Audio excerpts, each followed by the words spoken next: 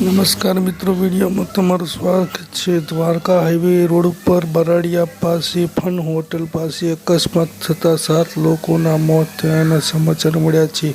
બસ, car, bike સહિત 4 વાહનો વચ્ચે અકસ્માત સર્જાયો છે। ઘાયલોને સારવાર અર્થે સિવિલ હોસ્પિટલ ખસેડાયા છે।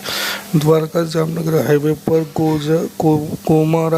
ગોઝારા અકસ્માતની ઘટના બની। જૂનાગઢની સ્વિફ્ટ કાર અમદાવાદની ઇકો કાર અને એક ખાનગી ટ્રાવેલ્સ બસનો લક્ઝરી બસનો અકસ્માત થયો। આ અકસ્માતને પગલે લોકોના ટોળે ટોળા ઉમટી પડ્યા હતા અને સ્થાનિકો દ્વારા પોલીસ પ્રશાસન અને 108 ટીમને જાણ કરતા પોલીસ અને 108ની ટીમ ઘટના સ્થળે પહોંચી અને બચાવ કાર્યવાહી ચાલુ કરી હતી, જેની વિડીયો જોઈ શકો છો।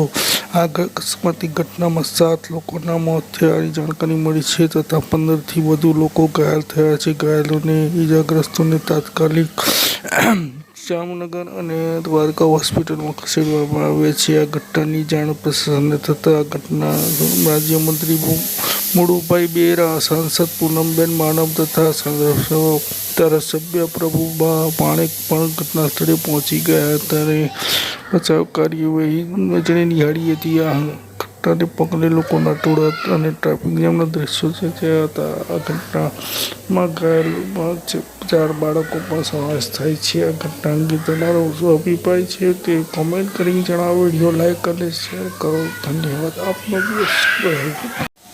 નદીની નોંધમાં જોનારના કહેવા અનુસાર આ ગાય અને વાછરડાને બચાવવા જતા લક્ઝરી બસ અને સ્વિફ્ટ કાર અને ઇકો કાર વચ્ચે અકસ્માત સર્જાયો હતો, જેવી છે કે અકસ્માત સર્જાતા લક્ઝરી બસ પલટી ખાઈ હતી, જેના કારણે મૃત્યુઆંક વધી ગયો હતો। આ અંગે તમારો શું અભિપ્રાય છે કોમેન્ટ કરીને જણાવો। ધન્યવાદ।